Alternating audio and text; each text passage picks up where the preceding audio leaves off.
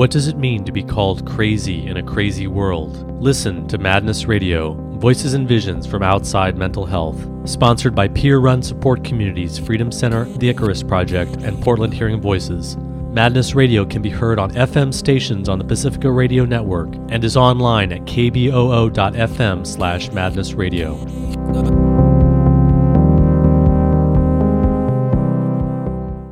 Thanks for tuning in to Madness Radio. This is your host, Will Hall. Today my guest is Michael Cornwall. Michael is a psychotherapist, and he has himself gone through a process of madness without medications. Michael worked for 3 years at a very innovative sanctuary alternative as part of Contra Costa County Hospital called iWard. And he's also a researcher of Diabasis House, which was a San Francisco sanctuary run by Jungian analyst John Weir Perry. And Michael is also a Esalen workshop leader, and he's a blogger on Robert Whitaker's website, Mad in America. So thanks for joining us today on Madness Radio, Michael Cornwall. Thank you, Will. It's good to talk with you again. It's great to have you on the show. You have really lived a lot of the history of alternatives in the 70s and 80s, and you've done a lot of research on Diabasis House, which was the house that John Weir Perry, the Jungian analyst, set up as a way of helping people go through their experiences of psychosis and madness. And so I really am interested in the history here, often the history that we have not heard about, especially the history of a very innovative project called iWard, which took folks from the emergency room in Contra Costa County Hospital and then put them into a non-medication environment. We're going to be hearing about that. You worked on iWard for 3 years, and your experience helping people through psychosis and madness really from the perspective that it's potentially a transformative process, which is very inspiring to me. And I really am grateful for your work and really happy to have you on the show today. And we're also going to be talking a little bit about this question, well, what is this thing called madness? If we're not necessarily agreeing with the biological and pharmaceutical perspective that says that madness is a malfunctioning of brain chemistry, well, what is it? And does it have positive and transformative potential to it? So it's great to have you on the show. Michael, maybe we should start by just hearing a little bit about your own personal story, because you yourself are someone who went through a period of madness or psychosis, but you didn't receive any psychiatric care. You weren't someone who was actually hospitalized during that. So tell us about that and how you were able to make it through that. I was able to make it through my process that was when I was about 18 years old, which was, I think, 1966. So it's a long time ago, but it's still very present for me in my own psyche and in my work. And I was able to go through that without medication or psychiatric treatment, really any kind of treatment, because I was able to stay at my aged grandmother's house, who was about 85 years old. And she was quite demented at that point. She really didn't know what day it was, but she certainly had her unconditional love there for me. So when I went into madness, since I don't believe in the medical model or the whole concept of mental illness as it's put forward, to me it was a breakdown that ended up being a breakthrough. It was, as I see most young people who go into these processes, it was an initiatory developmental hurdle into young adulthood, but it was very traumatic for me because my process was dark. It was in the context of me being in a small conservative town in the Northwest, and of myself and my family and the culture as this alien place where I was all of a sudden living. There was a shred of my ego that was available to me, and I knew that I had, in that time, thinking I'd lost my mind. I'd lost the ability to share the consensual reality with the people around me. I was hearing voices. I was having the TV talk to me, and I was having these incredibly intense experiences of like dark energy and kind of a malevolent darkness that would descend on me too. It was terrifying, and I'm so grateful that my grandmother was there. At one point into this, she said, "Well, dear, it looks like you have the flu. You'll be getting better soon." And "No, Grandma, I don't have the flu." She didn't know what was going on. No one in my family knew what was going on. So I was basically huddled there for for months going through this, and I'd be out at night walking the streets, kind of semi-raving. The police stopped me a couple of times, but I knew instinctually from growing up in this small conservative world that people who had these kind of things happen to them ended up in the state hospital. It was like when I was a child, there would be stories about kind of hushed whispers. Well, you know, she was taken away.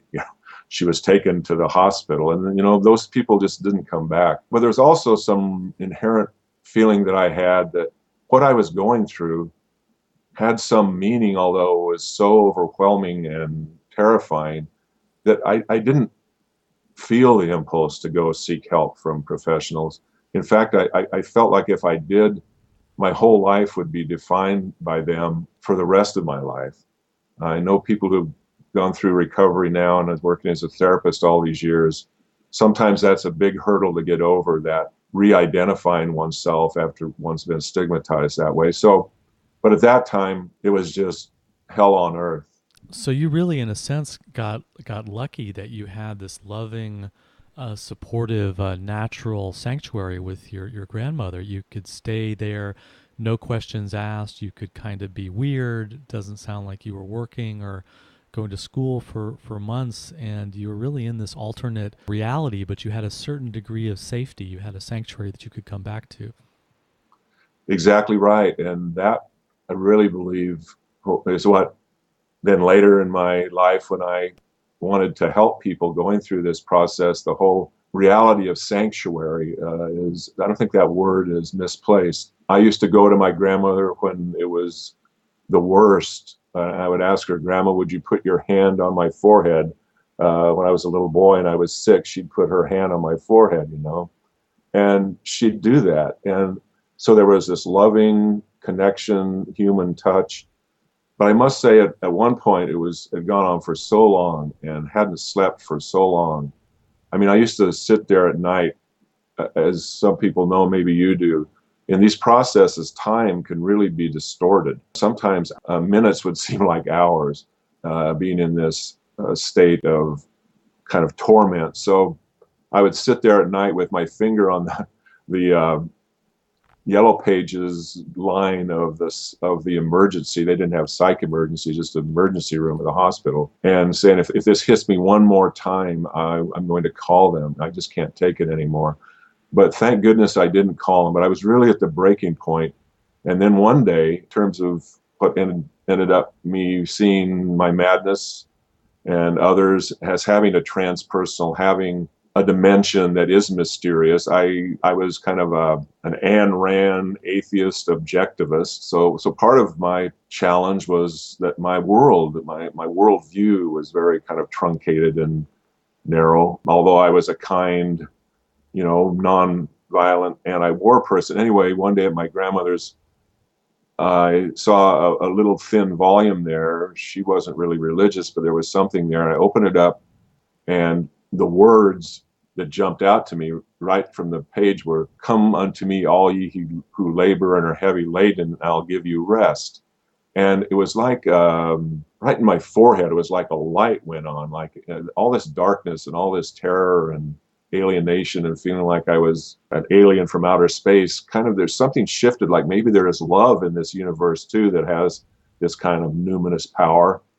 And a night or two after that, I just said, I just got to trust in something, and I let go, Will, and I kind of just, it was like I fell back off of a 10-story building inside myself.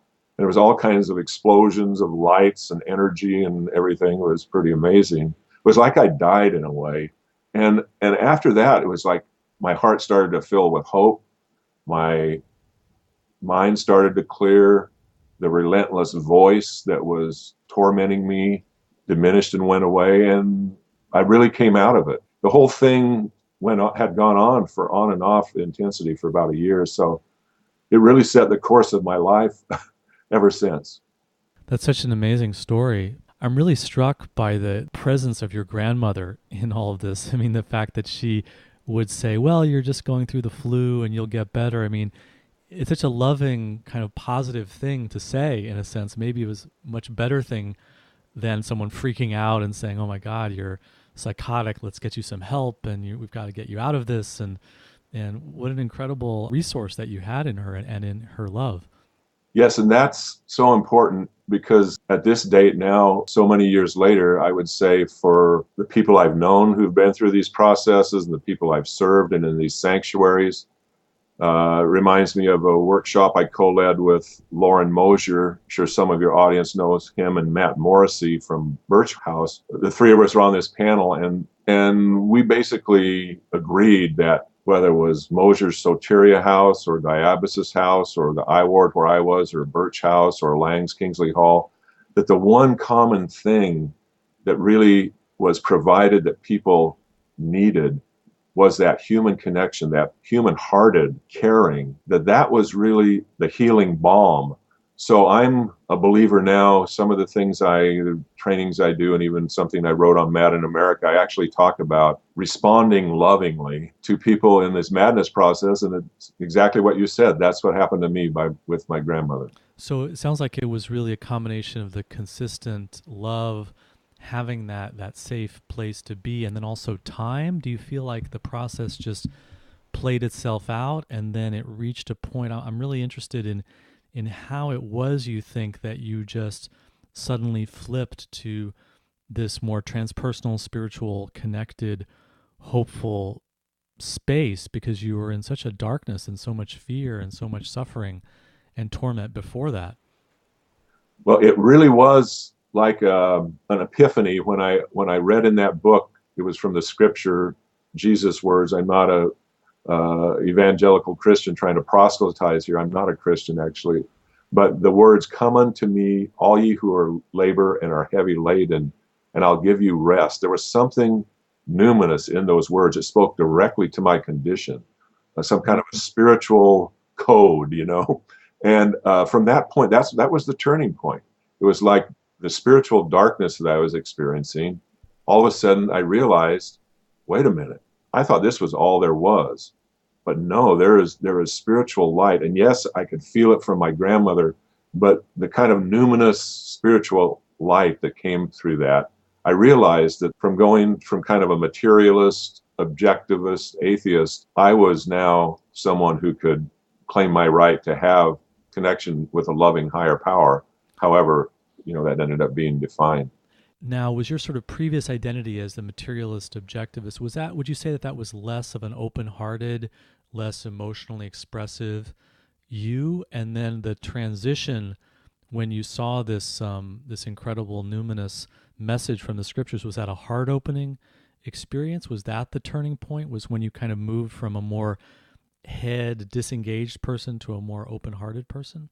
Yes, I'd say that's true. Although before I had this happen to me, I was a gentle, kind, and loving person. But I think some of that objectivist, materialist, I only believe it if I bite into it. I don't know if some people are familiar with this Ayn Rand philosophy. I think part of that was kind of my way of individuating and separating from my family and kind of saying, I have boundaries and that kind of stuff.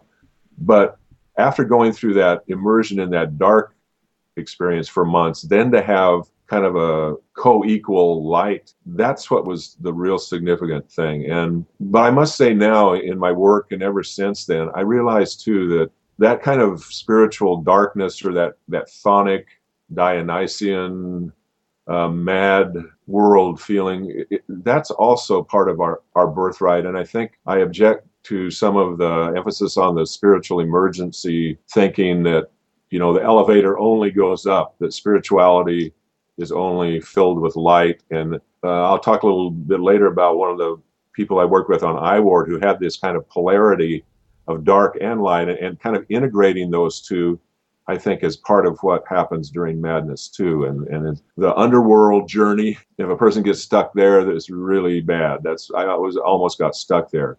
But so I got to get up into the light too.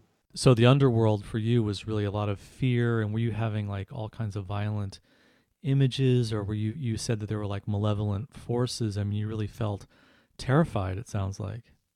I mean, I must say, I'm not here like talking about spirits and things, although I believe those things are real. It was more like the world became this incredibly dark and foreboding, forbidding place where normal ways that people talked about love and how in my family, the kind of veneer of kindness that really was over a lot of unkindness and manipulativeness and meanness. All that kind of infused my experience when I was in that dark place. But I must say, there would be times, Will, when I would be so exhausted, when you haven't slept for 2 or 3 weeks and I'm hallucinating, but I would feel this buzzing dark energy that really felt harmful to me. It was kind of like holding me down. And even talking about it kind of spooks me. It's something that I've seen a lot of people going through madness have these uncanny experiences. And I think reducing all this down to some formula that gets explained in the DSM has never satisfied me. Well, there's something definitely a lot deeper going on here. And you're a Jungian psychotherapist, and you mentioned integration.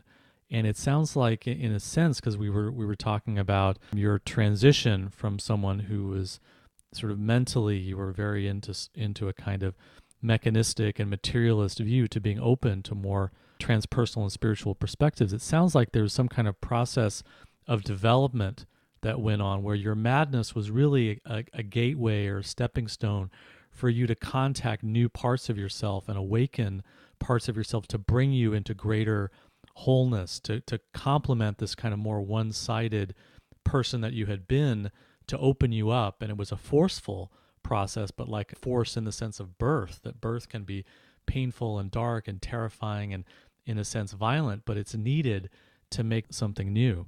Absolutely. And that's what I really think is missed by practitioners who don't see this process as having an initiatory, purposive. So many young people become mad right at that juncture into young adulthood. And there was this need of me dying to my old ways, dying to my old persona, my old kind of macho Idaho self, for my inner life to move forward. So this is what I saw too when I worked on the I Ward sanctuary. Time after time, people would come in because we didn't medicate them. They went through this kind of classic thing that John Perry describes, where there are these different poles of energy and emotion. And emotion is so important. The emotions of terror and the emotions of joy. The first person I was asked to work with there, I'd been working there for about a week on this 20-bed, open door, no medication, no restraint sanctuary that operated in Northern California. And they said, Michael, your first responsibility is in the back day room. And I went back there, and there was this young woman standing on a table, totally nude, in this ecstatic transport, going, glorious, glorious, glorious. She was fully in this madness, ecstatic state. And I thought, oh my, how am I going to help her? But I did help her finally get down and get a blanket around her. But her process, Will, went from that extreme, like Perry talks about these different extremes, to a real dark process, what I certainly could identify with. She would actually say at one point in a day or two into it, she says, my left hand is Satan. It's dark. And her whole visage, her whole face and energy would change. And then she'd go, but my right hand is of the Virgin Mary. And you could see this schism right in this wonderful person. So she went through this whole process without medication, and those two polarities got resolved. So the polarities of good and evil, male, female, that whole kind of gender confusion that sometimes happens during a madness process, dark, light, life, death, sorrow, joy, all of that, all those polarities have that archetypal quality that if they're not medicated and if they're received by another person in a loving way, they do transform themselves. It's so difficult to imagine a place for someone to be in such an extreme state without immediately being medicated or being controlled or being forced out of that state. But you really saw, and the folks you were working with really saw the value of someone being able to go through and experience these different parts of themselves. Now let's back up a minute, because how was it that iWard was created, and how did you end up working there? This was a special sanctuary that was part of Contra Costa County Hospital. And what year was this?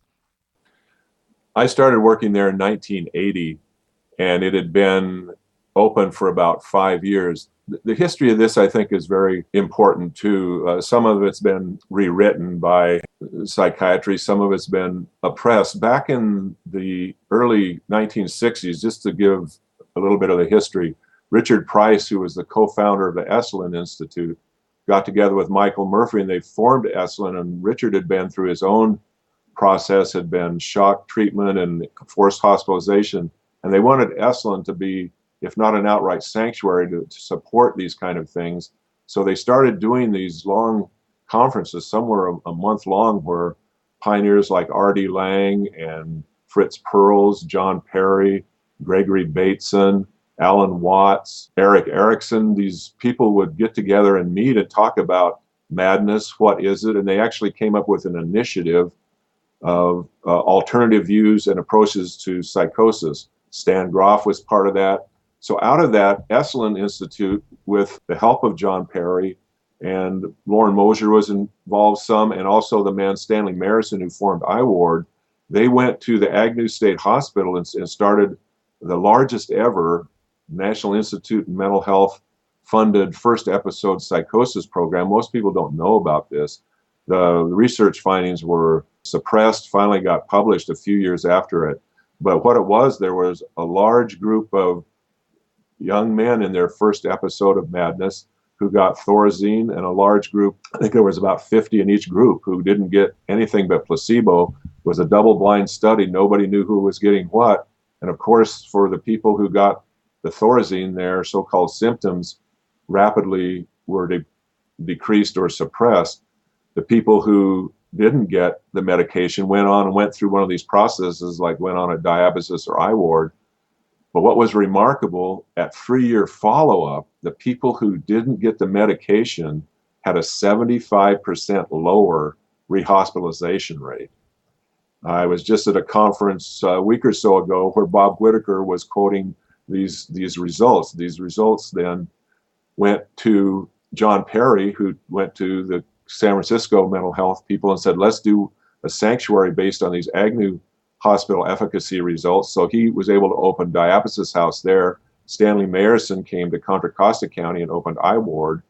And so that's how these three programs, Mosier kind of came from a different angle. He'd already had some time as head of the NIMH schizophrenia project back east, and when he started Soteria, but his Soteria house was also greatly supported by this initial Agnew's thing. So here we had 3 of these programs open, Will, at the same time, 3 sanctuaries at the same time.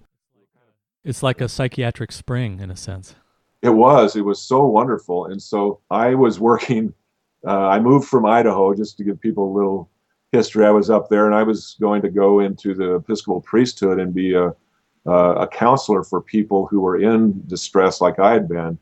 But my wise spiritual director told me I was too rebellious for that and recommended I come down to the Bay Area to go to a transpersonal program at John Kennedy University. So I came down here, started work in a traditional psychiatric hospital, worked there for about a year, and then heard about iWard and went over to work there. And talk about night and day, where, like you say, everyone who came to that private psychiatric hospital was a high-end place, immediately got put on medications. On iWard, it was a total opposite. We didn't diagnose anyone. We didn't test anyone. People never heard of iWard because we didn't want to do the research that would have shown what we were doing. It was really more radical in some ways than Soteria and Diabasis. So it was open for 8 years, 20 beds, freestanding, off by itself, no restraints. When people would go into a full-blown, violent, raging place, we would take them in a safe room. 3 or 4 of us would hold someone, even a large male. We would hold them, sometimes for hours, as they would rage. We never restrained anyone. Every time someone went into that raging process, after a time they would start to kind of sob, would get regressed, and would kind of cuddle into us. That was usually like a real turning point. in their process. So we really did something there that was a true sanctuary. And it was a shame to see as the 80s wore on, the kind of encroachment of the biomedical model. The decision makers that, ran these counties said, these things are not okay anymore. We need to medicate everyone. And so that's the standard of care now. If you're just tuning in, this is Madness Radio, and we're speaking with Michael Cornwall, who's a psychotherapist who has himself gone through a process of madness without medication. He worked for 3 years at iWard, which was an alternative sanctuary for people going through psychosis, and we are talking today about the transformative power of madness. Well, this is really important to understand because when you talked about the comparison study that was done between the use of medications and then not using them on iWard, and it's important to understand that when medications are used, people calm down. They settle down, they can get under control quickly, and the people who aren't being medicated, they may very well continue in their extreme state. Their extreme state may get worse. It may get more extreme. It may get more wild. I mean, being naked and becoming violent, these are things that are very far from what's considered acceptable behavior. But what you're saying is that if you got past that initial point and you allowed someone to go through their experience, that ultimately the end results are they end up needing hospitalization less, they come out more whole, they come out grateful for what they went through, they're able to function better, whereas the folks who've been medicated, who initially, they do calm down, but they don't get that long-term benefit. So it's a kind of a paradoxical logic. If you allow someone to be extreme in the short term, in the long term, they might, and this study and this experience shows, be able to have long-term benefits and actually be able to be more stable in the long term. Is that a fair way to kind of summarize what the paradox is here? I think it's a great summary, and it is a paradox. And to hold that faith that people's long-term well-being is at stake. And I know now that what I hear from my psychiatrist friends is the belief that every second someone is in a psychotic process, irreparable brain damage is being visited on them. I don't believe that. The research shows that, the brain imaging, they point to that. But I must say, that's the standard version that I hear from psychiatrists these days. So, but even back then, back in the 1980s, there was pressure to medicate people. There was another ward on the hospital grounds where I ward was called J ward, where was the standard medication restraints. So we were operating really on faith, but it wasn't just blind faith. It was based on these Agnew's results. It was based on R.D. Laing's results. It was based on some of the things were coming out of soteria. And even if you go back to someone named Boyson, you might have heard of him, a therapist back in the 30s, Frieda Fromm-Reichmann, the psychoanalyst, some of the early Quakers, the moral therapy, allowing people to go through these processes. We did have that faith that people could go through their process. And I must say, this young woman that was there for about 2 months resolved her inner polarities and different issues. It is a passage into young adulthood. She had issues with her marriage that was shaky. And I certainly had issues from my childhood and my life that contributed to my need to go through this really radical process myself. But a couple of years after she'd been through it, Will, I hadn't heard from her at all. She hadn't been back to the system at all. I got a phone call from her. She was looking for a referral for a family member for some therapy services. And I asked her how she was doing. And it was almost like matter of fact. She said to me, "Oh, Michael, I got all mine out on iWard." So what she went through there was what she needed to do. And I think there's something very common sense and intuitive to this. Think about any emotion that we have, any strong emotion that we have.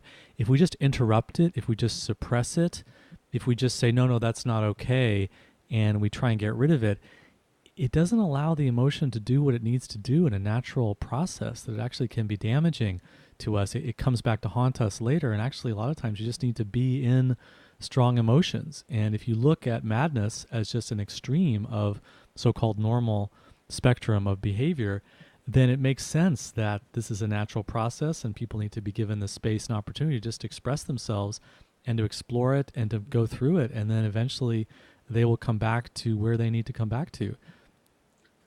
I'm so glad you said that, because emotion to me is the primary engine that drives our life every second of it. And those strong emotions that really come up necessarily when someone is in this kind of crisis, that have been there before and have been often repressed, and they break through. To me, the so-called symptoms of the delusions, the voices, hallucinations, in fact, our thinking comes up out of that emotional substrate that we're in every second.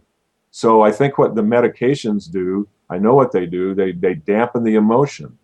To me, people don't have a thought disorder. They have an emotional need to, like you say, express, experience. And so the people, after the sanctuary closed, that I worked with, who were on medication, sometimes they came off medication, it's almost like they intuitively knew they wanted to have these emotions be able to be felt, identified, named, claimed, expressed. That kind of narrow emotional life that is the fate of most people who are in the system long term, I think speaks to the fact that emotion is not bad. We need to have the ability to live our emotional truths. All those emotions, that broad range of emotion, that's our birthright. And when people are mad, those emotions come out very intensely. It's wild sexuality, it's raging, it's incredible grief, it's terror. And the humane thing to do seems like, well, let me give you this medication and you won't be feeling this right now. But it's almost like a birth metaphor. Someone needs to go through birth, and birth is not easy. It's harrowing sometimes. But if you stop the birth, then the person kind of stays stuck in the birth canal. Does that make sense? And I see this all the time in my work, people who've been long-term on medications, and they feel like something is missing, and they've missed an opportunity to learn and grow from these parts of themselves that they've turned into, or they've been told by psychiatry and by the system that these are pathological parts, these are signs of a problem or a breakdown or a malfunction, that we just need to get rid of them. And people start to say, well, wait a second, there's something of me in that I need for my growth. And people want to recontact some of that emotional richness because it's valuable for the growth process. And the standard framework for treating psychosis has no understanding of the role of this as a potentially natural part of human development and human growth that you're describing. What are some other experiences that you had with people that you worked with in iWard? Most of the people that came there were in this intense, what they would call florid process, like the young woman was in. So we worked with a lot of people. We did family therapy, which I think was helpful, and sometimes it was very similar to what I hear the open dialogue approach is, getting the whole kind of support network, the matrix of the person's life there. But also there were a few people who came in that were really kind of closed down, which had the presentation of what later, they would get labeled hebephrenic, schizophrenic, without a lot of affect, without a lot of symbolic stuff, or no delusional. They would be called catatonic, negative symptoms. Negative symptoms, and they were on their way to the back wards of the state hospital. Just because of my experience at iWard, my own experience after iWard closed, I worked with some of those people, and I did Jungian dream work with them, trying to restart that fire inside, to try and find that current of emotion that was in there. Of course, dreams are full of emotion. They have that archetypal imagery, but also the archetypal emotion. And I worked with one person who'd actually been on iWard and didn't go through this dramatic process. But it took me years working with him in the community on his dreams. And he was a so-called paranoid schizophrenic. Just like we were talking, he'd have periods of dreams where it was all about rage, all about his rage. And every time he would get to a certain degree of rage, he would become psychotic. Well, after we worked through all these dreams and everything, he could experience rage and he wouldn't become psychotic. He could experience increased and intense desire And there were all the dreams that came in kind of a series of those. Then there was, finally we got to the end, this incredible grief and sadness he had about an early childhood trauma that I asked him, how long have you been experiencing this? He says, well, every day I've seen you for the last 8 years, it's been with me. See what I mean? So he finally got to the core emotion. He went through that. He went on to be able to, no medication, was married, had a child, had a job. He could live a full emotional life. So I'm not of the school that says spiritual emergency, dramatic psychosis process is just for people in the acute phase. I believe that everyone, by definition, if they're in a madness process, they're in a transpersonal and archetypal process. Even if they're out on the streets in Berkeley with a shopping cart walking, I've worked with some people like that who made a connection with me. The key to do the dream work or anything is that loving connection. I mean, I would see this one guy like 2 or 3 times a week. And some of the people who were out on the street, I would go and see them, and soon they were like coming in to see me, and really cleared up just by that loving connection. I think that's so important, Michael. What you're saying is that we give up on people, and we give up on them in the name of a lot of different things: our theoretical interpretation, the fact that they've been stuck for so long, or they seem like they've been stuck for so long. And you are really part of the trend that I think is so important, which is to never give up on people and to always believe that they have that potential for transformation. Because I think meeting someone who has that attitude and who makes a connection and becomes close with you, that itself can help make the process move forward and make it come true for people. I think having that expectation, because so many times people get the message that, you know, we've given up on you. There's nothing for you, and that just reinforces the inner sense of despair and hopelessness. I totally agree with you, and I never have, I never will give up on anyone. I believe, just like you say, people are just waiting for someone to come connect with them that way. One of the people I know who was a psychiatric nurse told me about, she was in a state hospital working with a woman who had been catatonic for 20 years, hadn't spoken. It was the first contact she'd had with this woman, and she was bathing her, you know, like holding her and bathing her, and her heart really opened, just feeling so much compassion for this woman and what she'd been through. And she was bathing her. All of a sudden, this woman who had just been waiting there, frozen all these years, turned to her and said, "Mommy." And that was a turning point. The woman came out of her catatonia. It's so important as we move into the whole kind of new paradigm of recovery for everyone, that means everyone.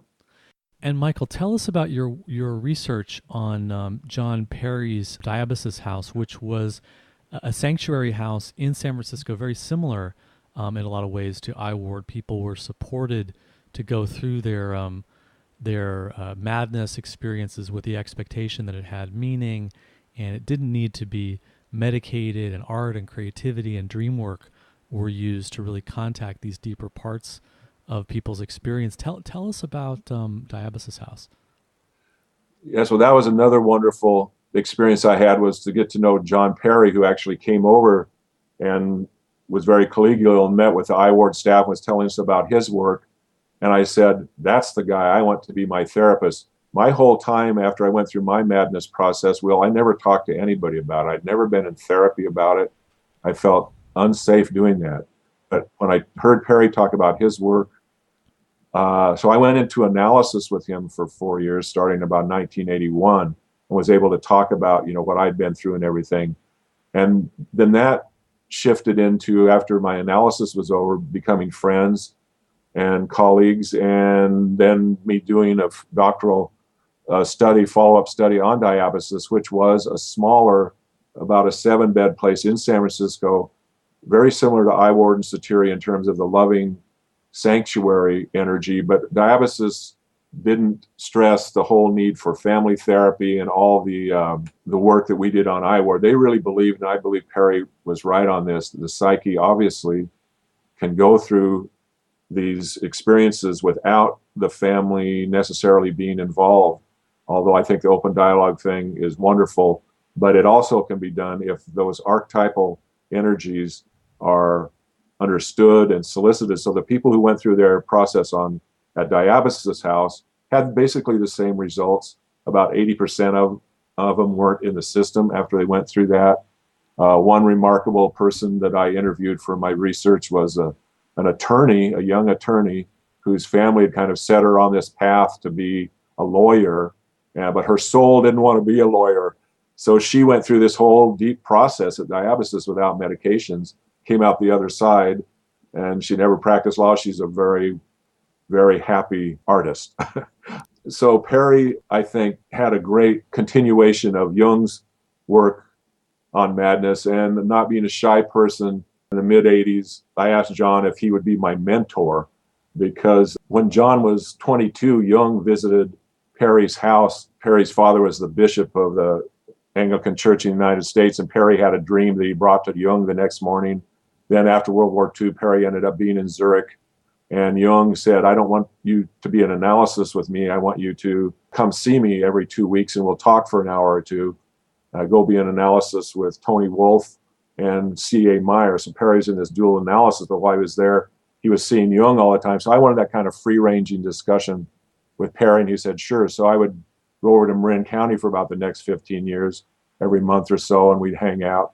So I had this rich experience of being with John Perry, who my work was really influenced by that in terms of that deep kind of faith in the psyche itself, seeking wholeness. And the fate of Diabasis House and I Ward, and also remind us, what does Diabasis mean? Diabasis means crossing over. So is that whole vision of helping someone through their process. The fate of Diabasis House and I Ward was similar. It was lack of funding, political obstacles, and sort of a fear and a professional conservatism that says, no, you can't work this way. Well, I think the thing that closed down all of those sanctuaries, and Soteria too, was the growing biomedical paradigm that edged out any alternative like that.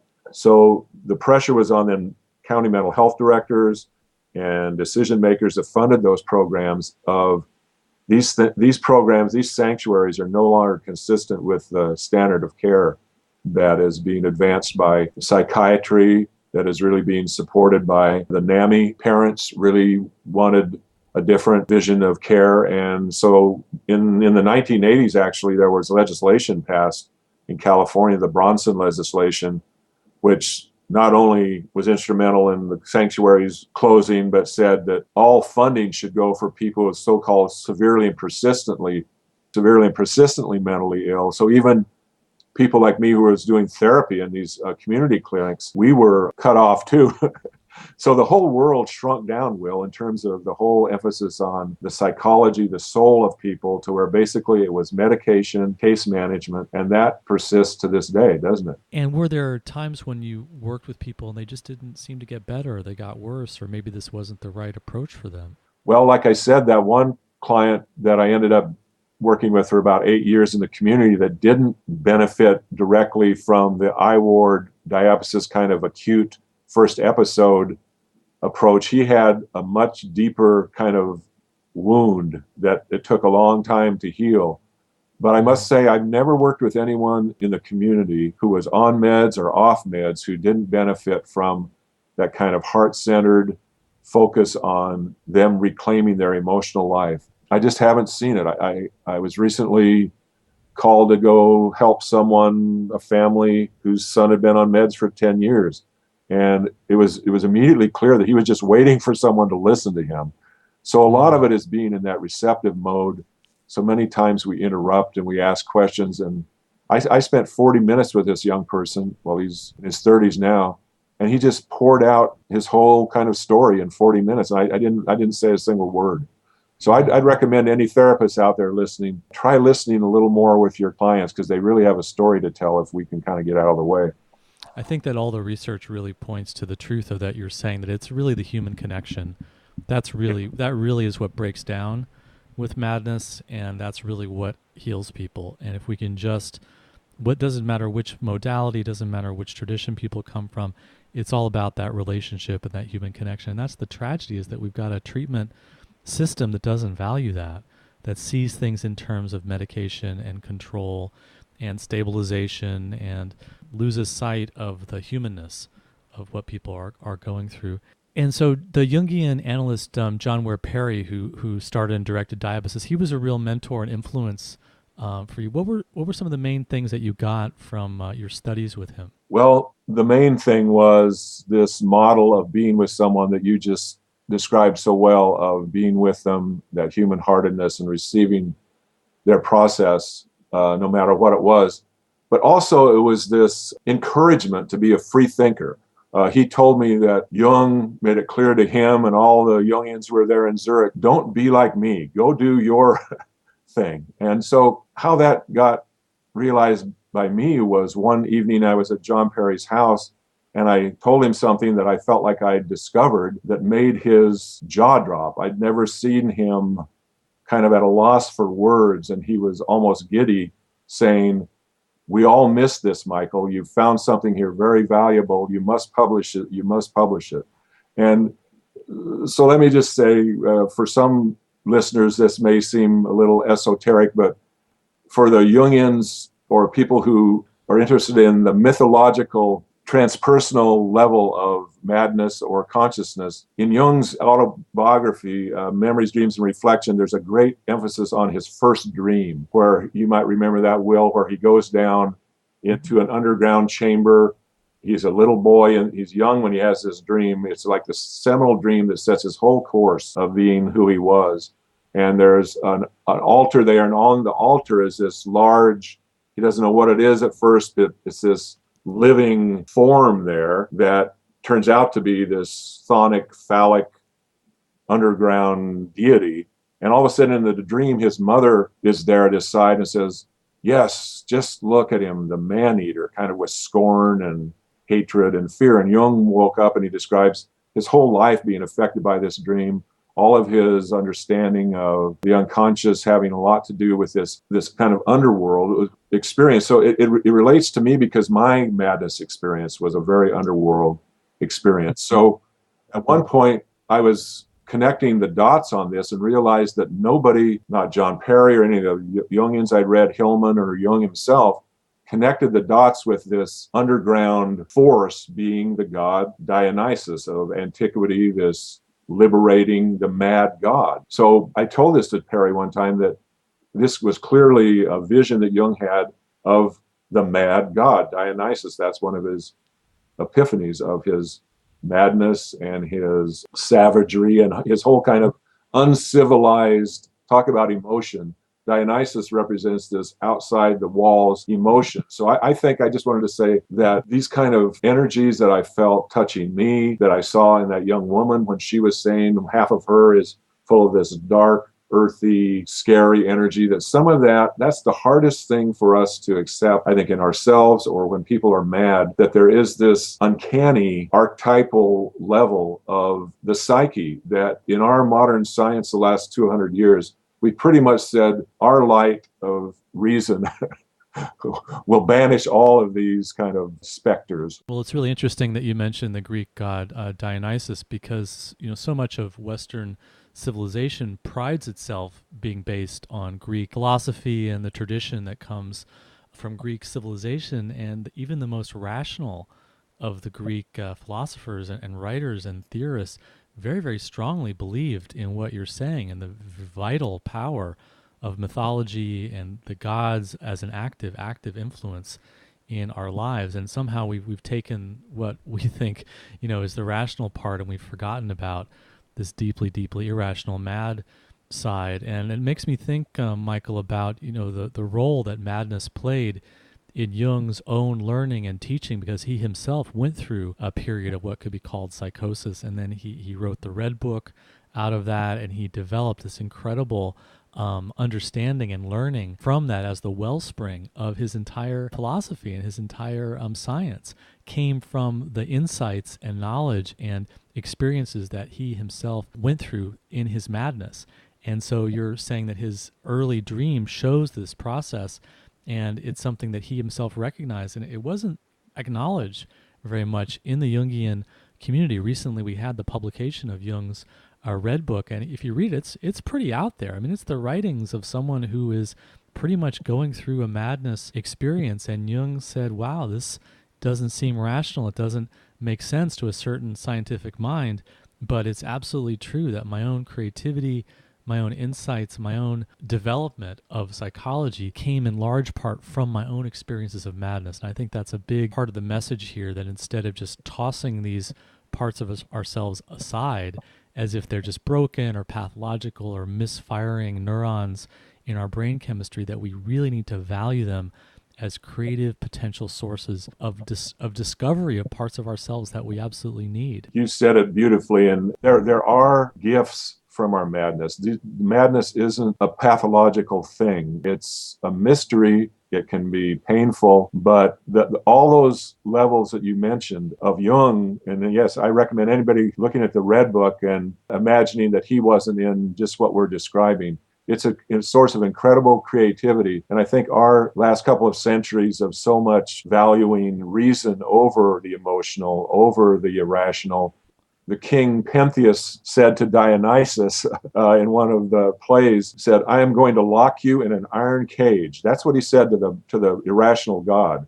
I'm going to lock you in an iron cage. I often feel like psychiatry is trying to lock that wild, irrational, life-giving source of us in an iron cage, whether it's with medication or whatever. Michael, we don't have much time left. And can you just give us contact information if people want to find out more about your work and get in touch with you? Sure, I'd be glad to. They can contact me on madinamerica.com. I am a blogger there, and I can give my email address, michael.cornwall@att.net, and I'd be glad to answer any questions or comments people want to ask me. Michael Cornwall, thank you for joining us today on Madness Radio. Thank you, Will. It's been wonderful. You've been listening to an interview with Michael Cornwall. He's a psychotherapist who has himself gone through a process of madness without medication. He worked for 3 years at the alternative sanctuary I Ward and was also a researcher of John Weir Perry's San Francisco sanctuary Diabasis.